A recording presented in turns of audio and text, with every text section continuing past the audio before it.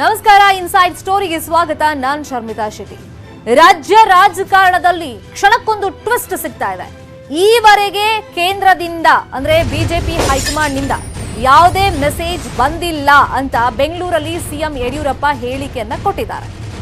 ಇವತ್ತು ಅಥವಾ ನಾಳೆ ಸಂದೇಶ ಬರುತ್ತೆ ಅಂತ ನಾನು ಕಾಯ್ತಾ ಇದ್ದೀನಿ. ಇಲ್ಲಿ ತನಕ ಅಂತೂ, ಈ ಕ್ಷಣದ ತನಕ ಅಂತೂ ಹೈಕಮಾಂಡ್ ನಿಂದ ಯಾವುದೇ ಮೆಸೇಜ್ ಬಂದಿಲ್ಲ ರಾಜೀನಾಮೆ ವಿಚಾರವಾಗಿ. ಇವತ್ತು ರಾತ್ರಿ ಅಥವಾ ನಾಳೆ ಬೆಳಗ್ಗೆ ಬರಬಹುದು, ನಾನು ಕೂಡ ಅದಕ್ಕೆ ಕಾಯ್ತಾ ಇದ್ದೀನಿ ಅಂತ ಬೆಂಗಳೂರಲ್ಲಿ ಯಡಿಯೂರಪ್ಪ ಹೇಳಿಕೆಯನ್ನ ಕೊಟ್ಟಿದ್ದಾರೆ.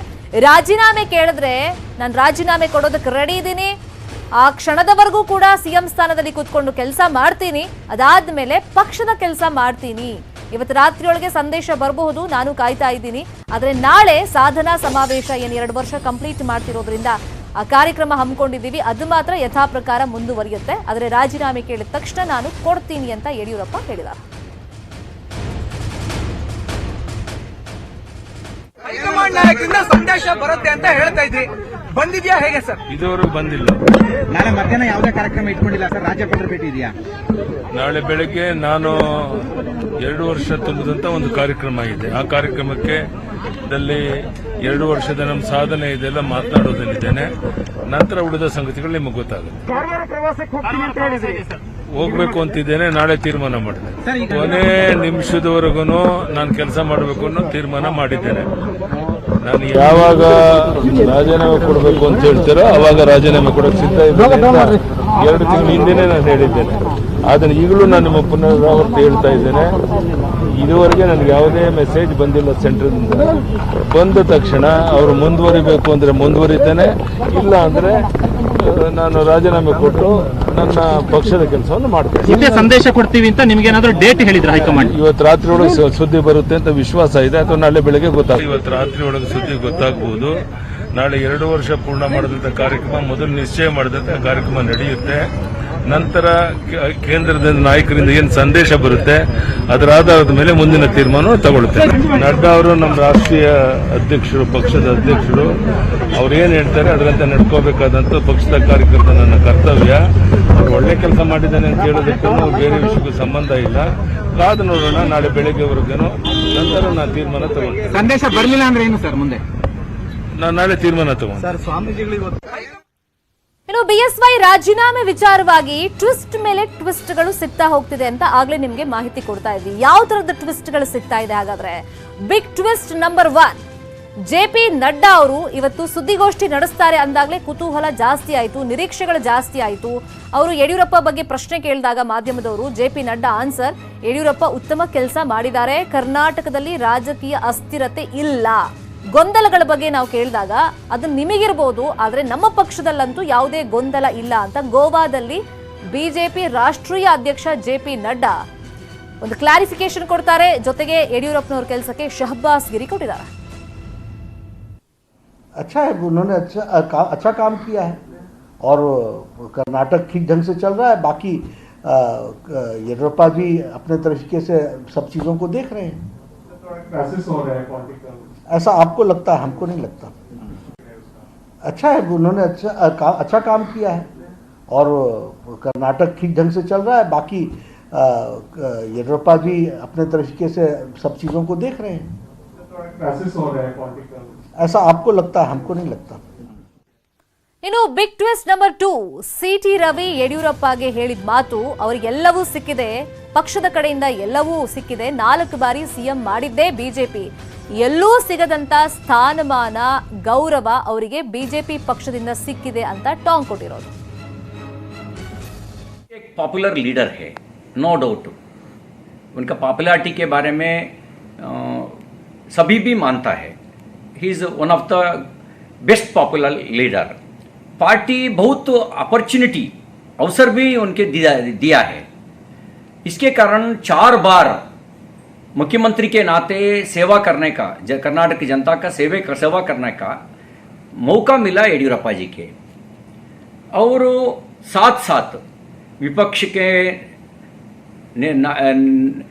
नेतृत्व नायक के रूप में काम किए, उप मुख्यमंत्री के नाते भी सेवा किए. 100ಕ್ಕೆ 100 ಅವ್ರು ಹೇಳಿರೋದು ಸರಿ ಇದೆ. ನಾವೆಲ್ಲ ಕಾರ್ಯಕರ್ತರು ಹೈಕಮಾಂಡ್ ಹೇಳೋದನ್ನ ಗೆರೆ ದಾಟಲ್ಲ. 100ಕ್ಕೆ 100 ಅವ್ರು ಹೇಳಿರೋದು ಸರಿ ಇದೆ. ನಾವೆಲ್ಲ ಕಾರ್ಯಕರ್ತರು ಹೈಕಮಾಂಡ್ ಹೇಳೋದನ್ನ ಗೆರೆ ದಾಟಲ್ಲ. 100ಕ್ಕೆ 100 ಅವ್ರು ಹೇಳಿರೋದು ಸರಿ ಇದೆ. ನಾವೆಲ್ಲ ಕಾರ್ಯಕರ್ತರು ಹೈಕಮಾಂಡ್ ಹೇಳೋದನ್ನ ಗೆರೆ ದಾಟಲ್ಲ. 100ಕ್ಕೆ ಇನ್ನು big twist number 3, Pralhad Joshi ಕೇಂದ್ರ ಸಚಿವರ ನಿಗೂಢ ನಡೆ. ಹುಬ್ಬಳ್ಳಿ ಟು ಬೆಂಗಳೂರು ಬಂದ್ರು. ಬೆಂಗಳೂರು ಬಂದ ಮೇಲೆ ಅವರು ಒಂಥರ ಅಜ್ಞಾತ ಸ್ಥಳಕ್ಕೆ ಸೇರ್ಕೊಂಡ್ಬಿಟ್ಟಿದ್ದಾರೆ. ದೆಹಲಿಗೆ ಪ್ರಯಾಣವನ್ನ ಬೆಳೆಸಿದ್ದಾರೆ ಜೋಶಿ ಅನ್ನೋ ಇನ್ಫಾರ್ಮೇಶನ್ ಸಿಗ್ತಾ ಇದೆ. ಮಾಧ್ಯಮದವರ ಕಣ್ತಪ್ಪಿಸಿ ಪ್ರಹ್ಲಾದ್ ಜೋಶಿ ಅವರು ಓಡಾಟ ಮಾಡ್ತಾ ಇದ್ದಾರೆ. ಹಾಗಾಗಿ ಒಂಥರ ನಿಗೂಢತೆ ಏನಾದ್ರೂ ಇದೆಯಾ, ಅಲ್ಲಿ ಸಸ್ಪೆನ್ಸ್ ಅಡಗಿದೆಯಾ ಅನ್ನೋ ಕುತೂಹಲ ಇದೆ. ಕರ್ನಾಟಕ ರಾಜ್ಯದ ಎಲ್ಲ ಜಿಲ್ಲೆಗಳ ಬಗ್ಗೆ, ಇಡೀ ಕರ್ನಾಟಕದ ಬಗ್ಗೆ ಕೇಂದ್ರ ಸರ್ಕಾರ ಗಮನ ಇಟ್ಟಿದೆ. ಸನ್ಮಾನ್ಯ ಗೃಹ ಮಂತ್ರಿಗಳು ಇದರ ಬಗ್ಗೆ ತೀವ್ರವಾದಂತಹ ನಿಗಾ ಇಟ್ಟಿದ್ದಾರೆ. ಕರ್ನಾಟಕ ಸರ್ಕಾರಕ್ಕೆ, ಕರ್ನಾಟಕದ ಜನತೆಗೆ ಕೇಂದ್ರ ಸರ್ಕಾರ ಎಲ್ಲ ರೀತಿಯ ಸಹಕಾರವನ್ನು ಕೊಡ್ತದೆ. ರಾಜ್ಯ ಸರ್ಕಾರವು ಯಡಿಯೂರಪ್ಪನವರ ನೇತೃತ್ವದಲ್ಲಿ ಪರಿಸ್ಥಿತಿಯನ್ನು ಬಹಳ ಚೆನ್ನಾಗಿ ನಿಭಾಯಿಸ್ತಾ ಇದೆ. ಈ ಸಂದರ್ಭದಲ್ಲಿ ಕೇಂದ್ರದಿಂದ ಏನು ಸಹಕಾರ ಬೇಕೋ ಎಲ್ಲ ಸಹಕಾರವನ್ನು ನಾನು ಕೊಡಿಸ್ತೇನೆ. ನಾನು ಗೃಹ ಮಂತ್ರಿಗಳಿಗೂ ಇಲ್ಲಿ ನಾವು ಒಟ್ಟು ರಿಪೋರ್ಟ್ ಅನ್ನು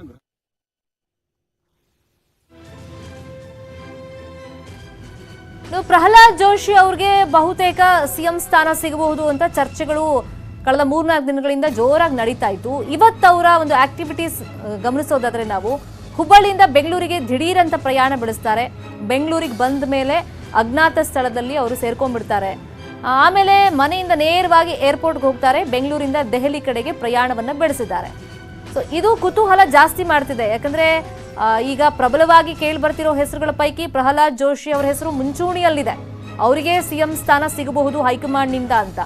ಇವತ್ತಿನ ಅವರ ಆಕ್ಟಿವಿಟೀಸ್ ಗಮನಿಸಿದಾಗ ಸಡನ್ ಆಗಿ ಅವರು ಬೆಂಗಳೂರಿಗೆ ಬಂದಿದ್ದಿರ್ಬೋದು. ಇಲ್ಲಿ ಬಂದ ಮೇಲೆ ಮಾಧ್ಯಮದವರು ಕಣ್ತಪ್ಪಿಸಿ ಓಡಾಟ ಮಾಡಿದಿರ್ಬೋದು. ಆಮೇಲೆ ಇಲ್ಲಿಂದ ಸೀದಾ ಈಗ ದೆಹಲಿ ಕಡೆಗೆ ಹೊರಟಿರೋದು, ಇದೆಲ್ಲವೂ ನೋಡಿದಾಗ ಈಗ ಹೈಕಮಾಂಡ್ ಏನಾದರೂ ಕರೆಸಿದ್ಯಾ, ಅವರಿಗೇನಾದ್ರೂ ಸಿಎಂ ಸ್ಥಾನ ಫೈನಲ್ ಆಗಬಹುದಾ ಅನ್ನೋ ಕುತೂಹಲ ಇದೆ.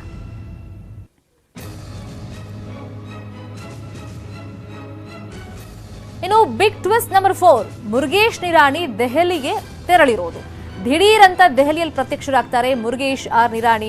ಹೈಕಮಾಂಡ್ ನಾಯಕರ ಭೇಟಿಗೆ ಕಸರತ್ತನ್ನ ಮಾಡಿದ್ದಾರೆ ಅನ್ನೋ ವಿಚಾರ ಗೊತ್ತಾಯ್ತು. ಸಿಎಂ ಆಕಾಂಕ್ಷಿ ಅವ್ರ ಹೆಸರಿದೆ. ಆ ಹೊತ್ತಲ್ಲೇ ದೂರಿನ ಸುರಿಮಳೆ ಈಗ ಅವ್ರ ವಿರುದ್ಧವಾಗಿ ಕೇಳಿ ಬರ್ತಾ ಇದೆ. ಯಾಕಂದ್ರೆ ಈಗ ಮುರುಗೇಶ್ ನಿರಾಣಿ ವಿರುದ್ಧ ಡಿನೋಟಿಫಿಕೇಶನ್ ಇರ್ಬೋದು, ಭ್ರಷ್ಟಾಚಾರ ಮತ್ತೆ ಬೇರೆ ಬೇರೆ ಹಗರಣಗಳ ಒಂದು ಆರೋಪ ಕೂಡ ಇದೆ. ದೂರು ಕೊಟ್ಬಿಟ್ಟಿದ್ದಾರೆ. ಕೆಲವೊಂದಿಷ್ಟು ದಾಖಲೆಗಳ ಸಮೇತ ದೂರನ್ನ ಕೊಟ್ಟು ಕ್ಲಾರಿಫಿಕೇಶನ್ಗೋಸ್ಕರನೇ ಇದೀಗ ಹೈಕಮಾಂಡ್ ನಾಯಕರು ಅವರನ್ನ ದೆಹಲಿ ಕರೆಸ್ಕೊಂಡಿದ್ದಾರೆ ಅನ್ನೋ ವಿಚಾರ ಗೊತ್ತಾಗಿದೆ. ಇನ್ನು ಬಿಗ್ ಟ್ವಿಸ್ಟ್ ನಂಬರ್ 5, ವಿಜಯೇಂದ್ರ ದೆಹಲಿಯಲ್ಲಿ ಇರೋದು. ಸಿಎಂ ಪುತ್ರ ವಿಜಯೇಂದ್ರ ಕಳೆದ 2 ದಿನಗಳಿಂದ ದೆಹಲಿಯಲ್ಲೇ ಠಿಕಾಣಿ ಹೂಡಿದ್ದಾರೆ. ಅಂದ್ರೆ ಕೊನೆ ಹಂತದಲ್ಲಿ ಏನೆಲ್ಲ ಪ್ರಯತ್ನಗಳನ್ನ ಪಡಬಹುದು, ಕಸರತ್ತುಗಳನ್ನ ಮಾಡಬಹುದು, ಅಪ್ಪನ ರಿಪೋರ್ಟ್ ಕಾರ್ಡ್ ಹಿಡ್ಕೊಂಡು ಲಾಭಿ ಮಾಡ್ತಾ ಇದ್ದಾರೆ. ಹೈಕಮಾಂಡ್ ಮನವೊಲಿಕೆಗೆ ಶತ ಪ್ರಯತ್ನಗಳನ್ನ ವಿಜಯೇಂದ್ರ ದೆಹಲಿಯಲ್ಲಿ ಮಾಡ್ತಿರೋದು. ಈಗ ರಾಜ್ಯ ರಾಜಕಾರಣದಲ್ಲಿ ಟ್ವಿಸ್ಟ್ ಇಲ್ಲೊಂದಿಷ್ಟು ನಡೀತಾ ಇದ್ರೆ, ದೆಹಲಿ ಮಟ್ಟದಲ್ಲೂ ಕೂಡ ಇಲ್ಲಿನ ನಾಯಕರು ಅಲ್ಲಿಗೆ ಹೋಗಿ ಒಂದಿಷ್ಟು ಕಸರತ್ತುಗಳನ್ನ ಅವ್ರವ್ರದೇ ರೀತಿಯಲ್ಲಿ ಮಾಡ್ತಾ ಇದ್ದಾರೆ. ಅಂದ್ರೆ ಇಲ್ಲಿ ವಿಜಯೇಂದ್ರ ಅಪ್ಪನನ್ನ ಸಿಎಂ ಸ್ಥಾನದಲ್ಲಿ ಮುಂದುವರಿಸಬೇಕು ಹೈಕಮಾಂಡ್ ಅನ್ನೋ ನಿಟ್ಟಿನಲ್ಲಿ ಅಪ್ಪನ ರಿಪೋರ್ಟ್ ಕಾರ್ಡ್ ಅನ್ನ ಹಿಡಿದು ಹೈಕಮಾಂಡ್ ನಾಯಕರ ಭೇಟಿಗೆ ಒಂದಿಷ್ಟು ಪ್ರಯತ್ನಗಳನ್ನ ಮಾಡಿ ಕೊನೆ ಹಂತದಲ್ಲಿ ಏನೆಲ್ಲ ಉಳಿಸ್ಕೊಳ್ಳೋ ಪ್ರಯತ್ನಗಳನ್ನ ಮಾಡಬಹುದು ಅಂತ ಪ್ಲಾನಿಂಗ್ ಅಲ್ಲಿ ಇದ್ದಾರೆ. ಒಂಥರ ರಹಸ್ಯ ಕಾರ್ಯಾಚರಣೆಯನ್ನು ಕೂಡ ಮಾಡ್ತಾ ಇದ್ದಾರೆ ಅನ್ನೋ ಇನ್ಫಾರ್ಮೇಶನ್ ಸಿಕ್ಕಿದೆ. ಇನ್ನು ಬಿಗ್ ಟ್ವಿಸ್ಟ್ ನಂಬರ್ 6 ಏನು ಅಂದ್ರೆ, ಸ್ವಾಮೀಜಿಗಳು ಮಾಡಿದಂತ ಸಮಾವೇಶ. ಬೆಂಗಳೂರಲ್ಲಿ ಕಾವಿ ಶಕ್ತಿ ಪ್ರದರ್ಶನ ಆಗಿದೆ. ಬಿಎಸ್ವೈ ಪರವಾಗಿ ಸಹಸ್ರ ಸ್ವಾಮೀಜಿಗಳು ಫುಲ್ ಬ್ಯಾಟಿಂಗ್ ಅನ್ನ ಮಾಡಿದ್ದಾರೆ. ಅಲ್ಲಿಗೆ ಬಿಎಸ್ವೈಗೆ ನಮ್ಮ ಬೆಂಬಲ ಇದೆ ಅಂತ ಹೈಕಮಾಂಡ್ಗೆ ಸ್ವಾಮೀಜಿಗಳಿಂದ ಸಂದೇಶ ಈಗ ರವಾನೆ ಆಗಿದೆ. ಇನ್ನು ಬಿಗ್ ಟ್ವಿಸ್ಟ್ ನಂಬರ್ 7, ಬಿಎಸ್ವೈ ಇಂದಿನ ಪ್ರವಾಸ. ಸಂದೇಶ ಬರುತ್ತೆ ಅಂತ ಎಲ್ಲರೂ ನಿರೀಕ್ಷೆಯನ್ನ ಇಟ್ಕೊಂಡಿದ್ದಾರೆ. ಖುದ್ದಾಗಿ ನೆನ್ನೆನೂ ಕೂಡ ಯಡಿಯೂರಪ್ಪನವರು ಹೇಳಿದ್ರು ಇವತ್ತು ಸಂದೇಶ ಬರುತ್ತೆ, ನಾನು ಕಾಯ್ತಾ ಇದ್ದೀನಿ ಅಂತ. ಈ ಸಂದೇಶ ಬರುತ್ತೆ ಅನ್ನೋ ಟೆನ್ಷನ್ ನಡುವೆನೆ ಬೆಳಗಾವಿ ಪ್ರವಾಸವನ್ನ ಕೈಗೊಂಡಿದ್ರು. ಪ್ರವಾಹ ಪೀಡಿತ ಪ್ರದೇಶಗಳ ಪರಿಶೀಲನೆ ಮಾಡಿದ್ರು. ಏನೇ ಕೇಳಿದ್ರು ಎಲ್ಲದಕ್ಕೂ ಸೈಲೆಂಟ್ ಆಗೇ ಇದ್ರು ಯಡಿಯೂರಪ್ಪನವರು. ಇನ್ನು ಬಿಗ್ ಟ್ವಿಸ್ಟ್ ನಂಬರ್ 8, ಬಿಎಸ್ವೈ ನಾಳಿನ ಪ್ರವಾಸ. ಈಗ ಹೈಕಮಾಂಡ್ ನಿಂದ ಸಂದೇಶ ಇವತ್ತು ರಾತ್ರಿ ಬರ್ಬೋದು ಅಥವಾ ನಾಳೆನೂ ಬರ್ಬೋದು. ಯಾರಿಗೂ ಗೊತ್ತಿಲ್ಲ ಯಾವ ಕ್ಷಣದಲ್ಲಿ ಫೋನ್ ಬರುತ್ತೆ, ಯಾವ ತರ ಮೆಸೇಜ್ ಬರುತ್ತೆ ಗೊತ್ತಿಲ್ಲ. ಈ ಬೆನ್ನಲ್ಲೇ ನಾಳೆನೂ ಕೂಡ ಅವರು ನಾನು ಪ್ರವಾಸ ಕೈಗೊಳ್ತೀನಿ ಕಾರವಾರ ಅಂದ್ರೆ ಉತ್ತರ ಕನ್ನಡ ಭಾಗದಲ್ಲೂ ಕೂಡ ಮಳೆಯಿಂದ ಸಾಕಷ್ಟು ಹಾನಿಯಾಗಿರೋದ್ರಿಂದ ಆ ಪ್ರದೇಶಕ್ಕೆ ನಾನು ಭೇಟಿ ನೀಡೋದಕ್ಕೆ ರೆಡಿ ಇದ್ದೀನಿ, ತಯಾರಿ ಮಾಡ್ಕೊಳ್ತಾ ಇದ್ದೀನಿ ಅಂತ. ಅಂದ್ರೆ ಈ ಟೆನ್ಷನ್ ಆತಂಕದ ನಡುವೆನೂ ಕೂಡ ತಮ್ಮ ಕೆಲಸವನ್ನ ಅವ್ರು ಮಾಡ್ತಾ ಇದ್ದಾರೆ. ಸಾಧ್ಯವಾದ ನಾನು ಕಾರವಾರ ಜಿಲ್ಲೆ ಬಹಳಷ್ಟು ಅನಾಹುತ ಆಗಿದೆ. ಕಾರವಾರ ಜಿಲ್ಲೆಗೆ ಹೋಗಬೇಕಾಗಿದೆ. ಸಾಧ್ಯವಾದ ನಾಳೆ ಕಾರವಾರ ಜಿಲ್ಲೆಗೆ ಮಧ್ಯಾಹ್ನದ ನಂತರ ಹೋಗಿ ಬರೋಕ್ಕೂ ಪ್ರಯತ್ನ ಮಾಡುತ್ತೇನೆ. ನಾಳೆ ಸಾಧ್ಯವಾದ ನಾನು ಕಾರವಾರ ಜಿಲ್ಲೆ ಬಹಳಷ್ಟು ಅನಾಹುತ ಆಗಿದೆ. ಕಾರವಾರ ಜಿಲ್ಲೆಗೆ ಹೋಗಬೇಕಾಗಿದೆ. ಸಾಧ್ಯವಾದ ನಾಳೆ ಕಾರವಾರ ಜಿಲ್ಲೆಗೆ ಮಧ್ಯಾಹ್ನದ ನಂತರ ಹೋಗಿ ಬರೋಕ್ಕೂ. ಏನು ಬಿಗ್ ಟ್ವಿಸ್ಟ್ ನಂಬರ್ 9 BSY ಹೇಳಿಕೆಗಳನ್ನ ಗಮನಿಸ್ತಾ ಗೊತ್ತಾಗುತ್ತೆ.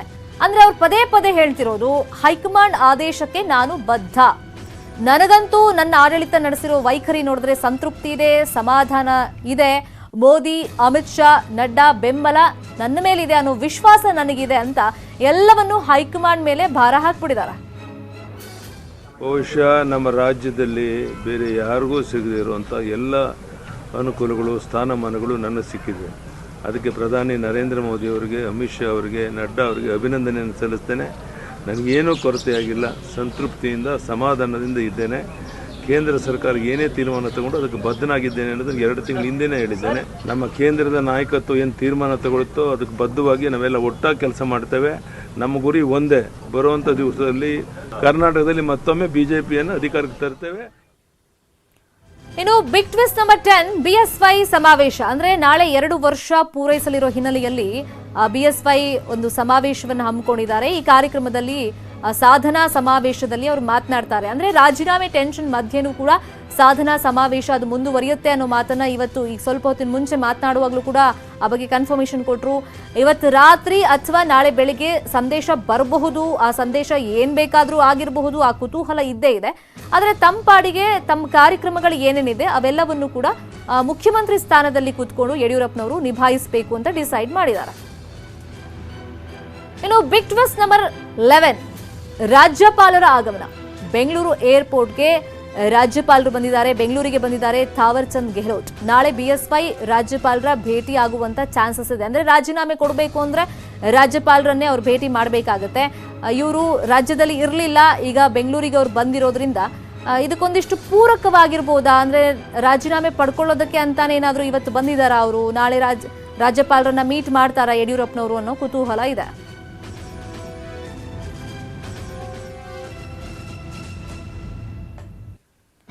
ಈ ಎಲ್ಲ ಬೆಳವಣಿಗೆಗಳ ಬಗ್ಗೆ ಮಾತನಾಡೋದಕ್ಕೆ ಹಿರಿಯ ಪತ್ರಕರ್ತರಾಗಿರುವಂತಹ ಪ್ರಸನ್ನ ಕುಮಾರ್ ಅವರು ನಮ್ಮ ಜೊತೆ ನೇರ ಸಂಪರ್ಕದಲ್ಲಿ ಜಾಯಿನ್ ಆಗಿದ್ದಾರೆ. ಸರ್, ಈ ಎಲ್ಲ ಬೆಳವಣಿಗೆ ಗಮನಿಸ್ತಾ ಇದ್ರೆ 2 ತಿಂಗಳ ಹಿಂದೆನೇ ಯಡಿಯೂರಪ್ಪನವರು ಹೇಳಿದ್ರು ಹೈಕಮಾಂಡ್ ಕೇಳಿದ್ರೆ ನಾನು ರಾಜೀನಾಮೆ ಕೊಡೋದಕ್ಕೆ ರೆಡಿ ಇದ್ದೀನಿ, ಪರ್ಯಾಯ ನಾಯಕ ಬೇಕಾದಷ್ಟು ಜನ ಇದ್ದಾರೆ ಅಂತ. ಬಟ್ ಇವಾಗ ನೋಡಿದ್ರೆ ಅದೇ ಗೊಂದಲದ ಗೂಡಾಗ್ಬಿಟ್ಟಿದೆ, ಹೈಕಮಾಂಡ್ ಕೂಡ ಒಂದು ಇಕ್ಕಟ್ಟಿನ ಪರಿಸ್ಥಿತಿಗೆ ಸಿಕ್ಬಿಟ್ಟಿದೆ ಅಂತ. ಅಂದ್ರೆ ಈ CM ರಾಜೀನಾಮೆ ವಿಚಾರ ಏನಿದೆ ಅದು ಪೂರ್ವ ನಿರ್ಧಾರ ಆಗಿತ್ತಾ ಅಥವಾ ಇತ್ತೀಚಿನ ಬೆಳವಣಿಗೆ ಅಂತ ಅನ್ಸುತ್ತಾ? ಅದ್ರ ಬಗ್ಗೆ ವಿಶ್ಲೇಷಣೆ ಮಾಡೋದಾದ್ರೆ ಈಗ ರಾಜ್ಯದ ರಾಜಕೀಯ ಬೆಳವಣಿಗೆ, ಅದರಲ್ಲಿ ವಿಶೇಷವಾಗಿ ಬಿಜೆಪಿಯ ಬೆಳವಣಿಗೆಗಳು ನೋಡಿದ್ರೆ ಬಹುಶಃ ಎಲ್ಲ ಪ್ರೀ ಪ್ಲಾನ್ ಅನ್ಸುತ್ತೆ. ಡೇಟು ಮತ್ತೊಂದು ಎಲ್ಲ ನೋಡಿದ್ರೆ ಅನಿರೀಕ್ಷಿತವಾಗಿ ಯಾವ್ದು ನಡೆದಂಗೆ ಕಾಣ್ತಾ ಇಲ್ಲ ಇಲ್ಲಿ. ಯಾಕೆಂದ್ರೆ ಸ್ವತಃ ಯಡಿಯೂರಪ್ಪನವ್ರಿಗೆ ಏನೇನು ಮುನ್ಸೂಚನೆ ಸಿಕ್ಕದಂಗಿದೆ. ಅದಕ್ಕೋಸ್ಕರನೇ ಅವರು 25ನೇ ತಾರೀಕು ನಂಗೆ ಒಂದು ಮೆಸೇಜ್ ಬರ್ತದೆ, ಆ ಮೆಸೇಜ್ ಏನ್ ಬರ್ತದೆ ಅದ್ರ ಪ್ರಕಾರ ನಾನು ನಡ್ಕೊಂತೀನಿ 26ನೇ ತಾರೀಕು ಅಂತ ಹೇಳಿದ್ದು. ಅಥವಾ 2 ತಿಂಗಳಿಂದನೂ ಮೊದಲನೇ ಬಾರಿಗೆ ಸ್ಪಷ್ಟವಾಗಿ ಹೇಳಿದ್ರು ಹೈಕಮಾಂಡ್ ಏನ್ ನಿರ್ಧಾರ ಮಾಡುತ್ತೆ ಆ ನಿರ್ಧಾರಕ್ಕೆ ನಾನು ಬದ್ಧ ಅಂತ. ಇದೆಲ್ಲ ನೋಡಿದ್ರೆ ಹೊರಗಡೆ ಏನೇ ಇಲ್ದಿದ್ರು ತೆರೆ ಮರೆಯಲ್ಲಿ ಅಂದ್ರೆ ಒಳಗಡೆ ಪಕ್ಷದ ಒಳಗಡೆ ಏನೋ ಸಮಥಿಂಗ್ ಇಸ್ ಗೋಯಿಂಗ್ ಆನ್. ಅಥವಾ ಈ ಮೊದಲು ಅವ್ರ ಮಧ್ಯೆ ಏನಾದ್ರು ಒಂದು ಒಡಂಬಡಿಕೆ ಆಗಿದ್ರೆ, ಹಿಂದೆ ಸರ್ಕಾರ ಸ್ಥಾಪನೆ ಮಾಡೋಂಥ ಸಂದರ್ಭದಲ್ಲಿ ಹೈಕಮಾಂಡ್ ಜೊತೆ ಅವ್ರು ಯಾವ ರೀತಿ ಒಡಂಬಡಿಕೆ ಮಾಡ್ಕೊಂಡಿದ್ರು ಅದೆಲ್ಲ ಯಾರಿಗೂ ಗೊತ್ತಿರೋದಿಲ್ಲ. ಯಾಕೆಂದ್ರೆ ಇದೆಲ್ಲ ಅನ್ರಿಟರ್ನ್ ಆಗಿ ನಡೀತಾ ಇರ್ತದೆ ಪಾಲಿಟಿಕ್ಸ್ ಅಲ್ಲಿ. ನಾವು ಸಾಮಾನ್ಯವಾಗಿ ರಾಜಕೀಯದಲ್ಲಿ ಏನಂದ್ರೆ ಈ ಸಂಕೇತಗಳು, ಸಂದೇಶಗಳು ಅಥವಾ ನಾಯಕರು ಕೊಡ್ತಕ್ಕಂಥ ಹೇಳಿಕೆಗಳ ಬಿಟ್ವೀನ್ ದಿ ಲೈನ್ಸ್ ನಾವು ನೋಡ್ತಾ ಹೋಗ್ತೀವಿ. ಆ ರೀತಿ ವಿಶ್ಲೇಷಣೆ ಮಾಡ್ತಾ ಹೋಗ್ತೀವಿ ರಾಜಕೀಯ ಏನ್ ನಡೀತಾ ಇರ್ಬೋದು ಅಂತ. ಸೊ ಏನು ಇಲ್ಲದೆ ಈಗ ಒಂದು ನಾವಿಲ್ಲಿ ಸ್ಪಷ್ಟವಾಗಿ ನೋಡಬೇಕು, ಇಲ್ಲಿ ಭಿನ್ನಮತೀಯ ಚಟುವಟಿಕೆ ಅಂತ ಯಾವುದೊಂದು ದೊಡ್ಡ ಗುಂಪಿಲ್ಲ ಯಡಿಯೂರಪ್ಪರನ್ನ ಇಳಿಸ್ಲೇಬೇಕು ಅಂತ. ಕೆಲವರು ವ್ಯಕ್ತಿಗತವಾಗಿ ಅವ್ರನ್ನ ಟೀಕೆ ಮಾಡ್ತಾ ಇರ್ಬೋದು, ಬಹಿರಂಗವಾಗಿ ಅದು ಬೆರಳೆಣಿಕೆ ಅಷ್ಟಿದ್ದಾರೆ. ಆದ್ರೆ ಅಧಿಕಾರದಿಂದ ಇಳಿಸ್ಬೇಕು ಅಂತ ಒಂದು ದೊಡ್ಡ ಟೀಮ್ ಯಾವುದು ಇಲ್ಲಿ ಇಲ್ಲ. ಹಿಂದೆ ನಾವೆಲ್ಲ ಸಾಮಾನ್ಯ ನೋಡ್ತೀವಿ ರಾಜಕೀಯ ಬೆಳವಣಿಗೆ ಸಂದರ್ಭದಲ್ಲಿ. ಇವತ್ತು ಆದ್ರೂ ಅದು ಅವರು ರಾಜೀನಾಮೆ ಹಂತಕ್ಕೆ ಬಂದಿದೆ ಅಂತ ಹೇಳಿದ್ರೆ ಯಾವುದೇ ಆತರ ದೊಡ್ಡ ರಾಜಕೀಯ ಚಟುವಟಿಕೆ ಇಲ್ಲದಿಲ್ಲ ಪಕ್ಷದೊಳಗಡೆ. ಭಿನ್ನಮತೀಯ ಚಟುವಟಿಕೆ ಅಂತ ನಾವೇನ್ ಹೇಳ್ತೀವಿ ಅಥವಾ ವಿರುದ್ಧ ಮತ್ತೊಂದು ಅದು ಯಾವುದೂ ಇಲ್ಲದೆ ಅಥವಾ ನಂಬರ್ ಗೇಮ್ ಅಲ್ಲಿ ನಡೀತಾ ಇಲ್ಲ. ಅದನ್ನ ಬಹಳ ಸ್ಪಷ್ಟವಾಗಿ ನಾವು ಇನ್ನೊಂದು ಗಮನಿಸಬೇಕಾಗಿರೋದು, ನಂಬರ್ ಗೇಮ್ ನಡೀತಾ ಇಲ್ಲ ಇಲ್ಲಿ. ಯಾರು ಯಾರ ಪರ ಇದ್ದಾರೆ, ಯಾರು ವಿರುದ್ಧ ಇದ್ದಾರೆ, ಆ ತರ ನಂಬರ್ ಗೇಮು ನಡೀತಾ ಇಲ್ಲ. ಅಂದ್ರೆ ಇದೆಲ್ಲ ಪಾರ್ಟಿ ಹೈಕಮಾಂಡ್ ತೀರ್ಮಾನಕ್ಕೆ ಬದ್ಧ ಅಂತ ಎಲ್ಲ ಹೇಳ್ತಿರೋದು ನೋಡಿದ್ರೆ, ಈಗ ಅವರ ಕಟ್ಟ ಬೆಂಬಲಿಗರು ಸಹ ಇನ್ಕ್ಲೂಡಿಂಗ್ ರೇಣುಕಾಚಾರ್ಯ ಇವತ್ತು ಒಂಥರ ಅವರು ನಾನು ಪಕ್ಷದ ಏನ್ ತೀರ್ಮಾನ ಮಾಡುತ್ತೆ ಆ ನಿರ್ಧಾರಕ್ಕೆ ಬದ್ಧ ಅನ್ನೋ ಹೇಳೋ ಸ್ಥಿತಿಗೆ ಬಂದಿದ್ದಾರೆ. ಸೊ ಇದೆಲ್ಲ ನೋಡಿದಾಗ ಏನಾಗ್ತದೆ ಅಂದ್ರೆ, ತೆರೆಮರೆಯಲ್ಲಿ ಏನೋ ಸಾಕಷ್ಟು ದಿವಸದಿಂದ ನಡೆದಿದೆ, ಸಾಕಷ್ಟು ಕಸರತ್ತುಗಳು ನಡೆದಿರ್ತದೆ, ಈಗ ಒಂದು ಹಂತಕ್ಕೆ ಬಂದಿದೆ. ಸೊ ಇವತ್ತು ನಡ್ಡಾ ಅವರ ಸ್ಟೇಟ್ಮೆಂಟು, ಈಗ ಮೊನ್ನೆ ಯಡಿಯೂರಪ್ಪನವ್ರು ಕೊಟ್ಟ ಹೇಳಿಕೆ ಪ್ರಕಾರನೇ ಇವತ್ತೊಂದು ಡೇಟ್ ಫಿಕ್ಸ್ ಆಯ್ತು. ಡೇಟ್ ಫಿಕ್ಸ್ ಮಾಡಿದ್ದು ಯಾರು ಬಹಿರಂಗವಾಗಿ ಯಾರು ಅಲ್ಲ, ಸ್ವತಃ ಯಡಿಯೂರಪ್ಪನವರೇ ಫಿಕ್ಸ್ ಮಾಡ್ಕೊಂತ ಒಂದು ಡೇಟ್ ಇದು. 25ನೇ ತಾರೀಕು ಹೈಕಮಾಂಡ್ ಇಂದ ಒಂದು ಸಂದೇಶ ಬರುತ್ತೆ, ಏನ್ ಸಂದೇಶ ಅಥವಾ ಆದೇಶ ಬರ್ತದೆ ಅದ್ರ ಪ್ರಕಾರ ನಾನು 25ನೇ ತಾರೀಕು ನಡ್ಕೊಂತೀನಿ ಅಂತ ಅವ್ರು ಹೇಳಿದ್ದಿದೆಯಲ್ಲ, ಅದು ಸ್ವತಃ ಯಡಿಯೂರಪ್ಪನವ್ರು ಹೇಳಿದ್ದು, ಬೇರೆ ಯಾರು ಹೇಳಿದ್ದಲ್ಲ ಅದು. ಸೊ ಈಗ ಇದುವರೆಗೂ ಹೈಕಮಾಂಡ್ ಅವರು ಸ್ಪಷ್ಟವಾಗಿ ಎಲ್ಲೂ ಏನೂ ಹೇಳಿಲ್ಲ. ಯಡಿಯೂರಪ್ಪನವ್ರನ್ನ ತೆಗಿತೀವಿ ಅಂತಲೋ, ಬದಲಾಯಿಸ್ತೀವಿ ಅಂತಲೋ, ಅಥವಾ ಮುಂದುವರಿಸ್ತೀವಿ ಅಂತಲೋ ಯಾವುದನ್ನು ಹೇಳ್ತಾ ಇಲ್ಲ. ಇವತ್ತು ನಡ್ಡಾ ಅವ್ರ ಸ್ಟೇಟ್ಮೆಂಟು ಸಹ ನಾವು ಬಿಟ್ವೀನ್ ದ ಲೈನ್ಸ್ ಅಲ್ಲೇ ನೋಡ್ಬೇಕಾಗ್ತದೆ. ಯಾಕೆ ಅಂತ ಹೇಳಿದ್ರೆ ಅವ್ರೇನು ಹೇಳಿದ್ರೆ, ಯಡಿಯೂರಪ್ಪನವರು ಉತ್ತಮ ಕೆಲಸ ಮಾಡಿದ್ದಾರೆ ಅಂತ. ಸೊ ಅದರ ಅರ್ಥ ಮುಂದುವರಿಸ್ತೀವಿ ಅಂತ ಅವರೆಲ್ಲ ಹೇಳೋದಾದ್ರೆ ಸ್ಪಷ್ಟವಾಗಿ ಹೇಳ್ಬಿಡ್ಬೋದು. ಹೈಕಮಾಂಡ್ ಆಗಲಿ, ನಡ್ಡಾ ಅವರೇ ಆಗಲಿ, ಯಾರೇ ಆಗಲಿ ಸ್ಪಷ್ಟವಾಗಿ ಹೇಳ್ಬೋದು. ಆದ್ರೆ ಅವ್ರೇನ್ ಹೇಳ್ತಾರೆ, ಯಾಕೆ ಪಕ್ಷದ ಅಧ್ಯಕ್ಷರು ಅವ್ರದೇ ಸರ್ಕಾರ, ಅವ್ರದೇ ಮುಖ್ಯಮಂತ್ರಿನ ಚೆನ್ನಾಗಿ ಕೆಲಸ ಮಾಡ್ತಿಲ್ಲ ಅಂತ ಹೇಳಕ್ ಆಗೋದಿಲ್ಲ ಅದು ಯಾವುದೇ ಸಂದರ್ಭದಲ್ಲಾದ್ರೂ. ಹಾಗಾಗಿ ಅವ್ರು ಚೆನ್ನಾಗಿ ಕೆಲಸ ಮಾಡ್ತಾ ಇದ್ದಾರೆ ಅಂದ್ರೆ ಅರ್ಥ, ಮಾಡಿದ್ದಾರೆ ಅಂದ್ರೆ ಅರ್ಥ, ಮಾಡಿದ್ದಾರೆ ಓಕೆ. ಅದು ಮುಂದುವರಿಸ್ತೀನಿ ಅಂತ ಅವರು ಅದನ್ನು ಸ್ಪಷ್ಟ ಮುಂದುವರಿಸೋದಿಲ್ಲ ಸೆಂಟೆನ್ಸ್ ಅನ್ನ. ಇನ್ನೊಂದು, ರಾಜಕೀಯ ಗೊಂದಲ ಇಲ್ಲ ರಾಜ್ಯದಲ್ಲಿ ಏನಂತಾರೆ ಅವ್ರ ಪ್ರಕಾರ, ಹೈಕಮಾಂಡ್ ಪ್ರಕಾರ ಯಾವುದೇ ಗೊಂದಲ ಇಲ್ಲ ಇಲ್ಲಿ ಅವ್ರ ಪ್ರಕಾರ. ಯಾಕೆ ಅಂತ ಹೇಳಿದ್ರೆ, ರಾಜೀನಾಮೆ ಕೊಡೋದು, ಹೊಸೊಬ್ರು ಆಯ್ಕೆ ಆಗೋದು, ಇಟ್ ಇಸ್ ಡಿಫ್ರೆಂಟ್. ಅದೇ ಈ ಗೊಂದಲದ ಬಗ್ಗೆ ನೀವು ಹೇಳ್ತಾ ಇದ್ರಿ ಸರ್, ಯಾವುದೇ ತರದ ಗೊಂದಲ ಇಲ್ಲ, ಹೈಕಮಾಂಡ್ ಸಂದೇಶಕ್ಕೋಸ್ಕರನೇ ವೇಟ್ ಮಾಡ್ತಿರೋದು, ತೆರೆಮರೆಯಲ್ಲಿ ಸಾಕಷ್ಟು ಕಸರತ್ತು ಸುಮಾರು ದಿನಗಳಿಂದ ಆಗಿರಬಹುದು ಅಂತ. ಆದ್ರೂ ಕೂಡ ಕೊನೆ ಹಂತದಲ್ಲಿ ಒಂದಿಷ್ಟು ಕಸರತ್ತು ಉಳಿಸ್ಕೊಳ್ಳೋ ನಿಟ್ಟಿನಲ್ಲೂ ಆಗ್ತಿದೆ. ಆ ಬಗ್ಗೆ ನಿಮ್ಮ ಹತ್ರ ಚರ್ಚೆಯನ್ನು ಮುಂದುವರಿಸ್ತೀನಿ. ಚಿಕ್ಕದೊಂದು ಬ್ರೇಕ್ ತಗೊಂಡು ವಾಪಸ್ ಬರ್ತೀನಿ. ಬ್ರೇಕ್ ಆದ್ಮೇಲೆ ಚರ್ಚೆ ಕಂಟಿನ್ಯೂ.